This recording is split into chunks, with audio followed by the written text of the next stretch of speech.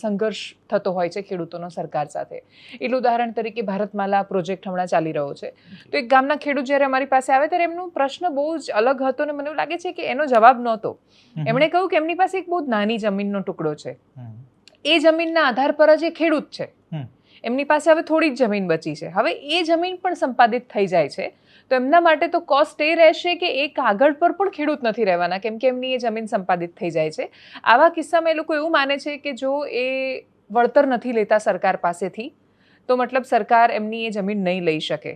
તો આ એક તો ભ્રમણા છે કે શું, અને બીજું કે એમને જે નુકસાન થવાનું છે એની કેવી રીતે કોઈ ભરપાઈ કરવાનું? આ એક પ્રશ્નની અંદર 3 જવાબો છે અને હું 3નો જવાબ આપીશ. પહેલી વાત તો એ છે કે જો કોઈ ખેડૂતની જમીન સંપાદિત થાય છે તો સંપાદનના રૂપિયા આવે એના 5 વર્ષ સુધી ખેડૂત ખાતેદાર વળી પાછો બની શકે.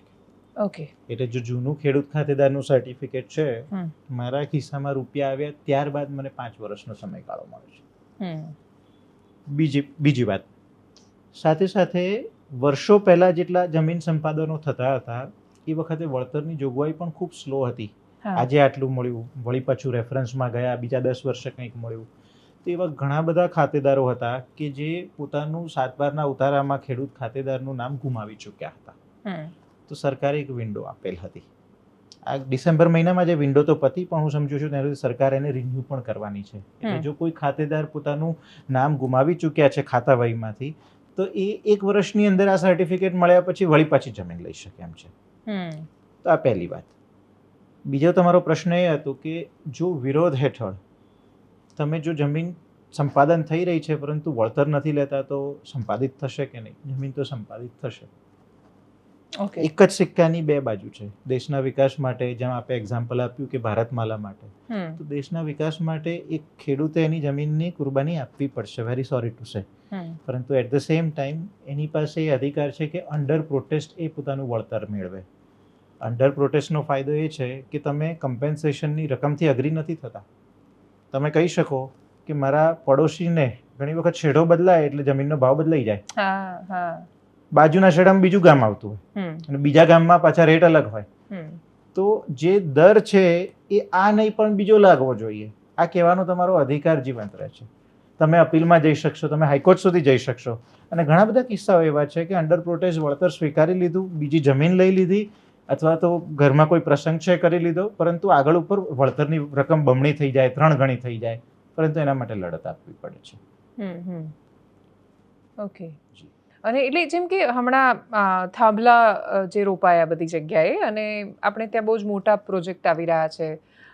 ગુજરાત સેન્ટર છે, સોલાર, વિન્ડ, બાકીના બધા જેટલા પણ આ પ્રકારના પ્રોજેક્ટ્સ આવી રહ્યા છે એમાં.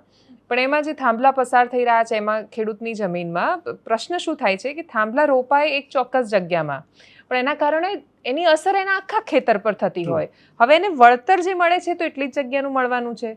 જિલ્લા પ્રમાણે બધાને ભાવ બહુ અલગ અલગ મળ્યા. આના જે આ પ્રકારના સંઘર્ષો થાય ને એમાં જ્યારે પોલીસ ઇન્વોલ્વ થાય છે, શું પોલીસ જબરદસ્તીથી ખેડૂતના ખેતરમાં ઘૂસીને આ થાંભલા રોપવાની પ્રક્રિયા કરાવી શકે?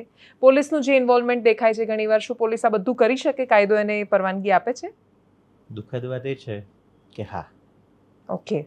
પરંતુ કેવી રીતે? કાયદાની મર્યાદામાં રહીને. સો ઓલવેઝ તમે કાયદાની ભાષા વાંચો ને તો વાત એવી આવશે કે nobody shall be deprived of his life and liberty except according to the procedure established by law. So આપણે ગુજરાતીમાં કહીએ તો કાયદાની મર્યાદામાં રહીને તમારા હકને ક્યાંક ને ક્યાંક મોડિફાઈ કરી શકાય. છીનવી શકાય શબ્દ હું નહીં વાપરું, પરંતુ ક્યાંક ને ક્યાંક તમારા હકો જો કોમ્પ્રોમાઇઝ થઈ રહ્યા છે તો કાયદાની મર્યાદામાં રહેવું પડે. હવે આના માટે 2 કાયદાઓ જવાબદાર છે, ઇલેક્ટ્રિસિટી એક્ટ અને ટેલિગ્રાફ એક્ટ.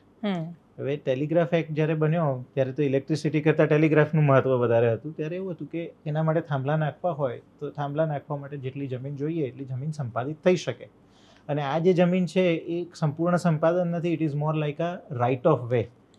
તમારી જમીનમાંથી મને થાંભલા ઘોડીને પાવર લાઈન પસાર કરવાની સત્તા જોઈએ છે.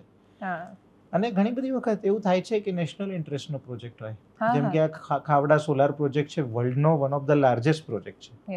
અને પહેલી વખત એવું છે કે આપણે હાઈ વોલ્ટેજ ડીસી લાઇન, જે ચાઇનામાં જ છે આજની તારીખે, એવી HVDC આપણે પસાર કરી રહ્યા છીએ. હવે એમાં જો ખેડૂત એવું કહેશે કે મારી જમીનમાંથી થાંભલો પસાર ના થવો જોઈએ, તો દરેક ખેડૂતની મરજી પ્રમાણે એવું નહીં થાય કે ઝીગઝેગ લાઇન તમે પસાર પસાર કરવાના. કરી શકો. હા. બટ યસ, આમાં ઘણી બધી કાયદાની જોગવાઈઓ છે. આપણે વાત કરીએ તો માત્ર જે થાંભલો નાખો એટલે એક સ્ક્વેર એરિયા જ નહીં, એની બહારનો પણ એક આઉટર પેરિફરીમાં પણ એક એરિયા જે છે કે જે અનયુઝેબલ થઈ જાય છે. તો એ આખી જમીન તો સંપાદિત જ ગણવામાં આવે છે. એ જે સંપાદિત જમીન છે એની ફૂલ માર્કેટ વેલ્યુ વિથ મલ્ટીપ્લાયર તમારે આપવી પડે.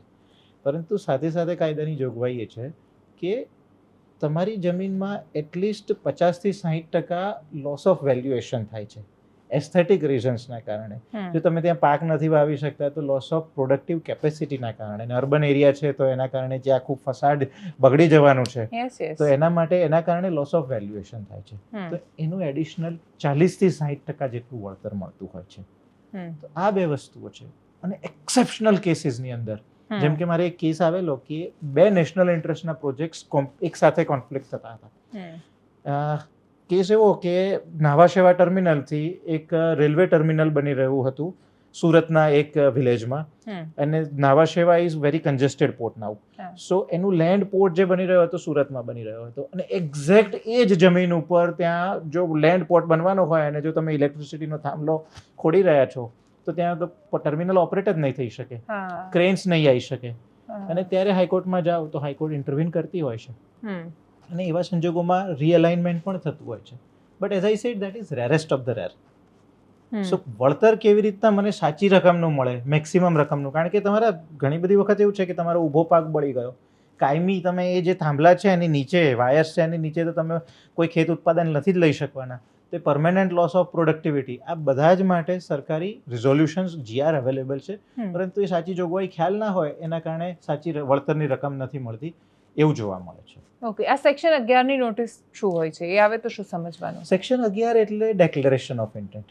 અમે અહીંયા જમીન સંપાદિત કરવા માંગીએ છીએ, તમને કોઈ વાંધો હોય તો 60 દિવસની અંદર આપો, અને સેક્શન 11 ની નોટિસ કહેવાય. ઓકે, વાંધો રજૂ કરો, સરકાર નક્કી કરશે કે આ વાંધા ગ્રાહ્ય રાખવા બરાબર છે, પ્રોજેક્ટને રીઅલાઇન કરવાની જરૂર છે કે નથી.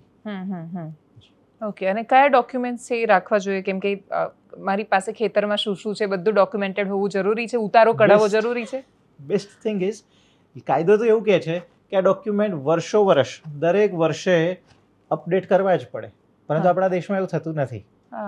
હું એવું કહું કે મારી આ જમીન છે, આ જમીન પર આટલો, તમે 7/12 ઉતારા જોશો ને તો કેટલા ઝાડ વાવેલા છે, કયો પાક વાવેલો છે, આ બધી જ જોગવાઈઓ 7/12 ની અંદર છે કે તમારે લખેલું હોવું જોઈએ, પણ અપડેટેડ નથી.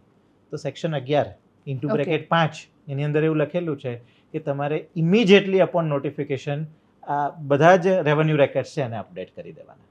ઓકે, અચ્છા, એટલે અપડેટેડ કરાવીને પછી આપી શકે. એ હવે હક મળી ગયો એઝ અ લેન્ડ ઓનર, મને એ હક મળી ગયો કે મારો રેવન્યુ રેકોર્ડ અપડેટ કરતું, હું તલાટીને જઈને કહી શકું કે મારો રેકોર્ડ અપડેટ કર.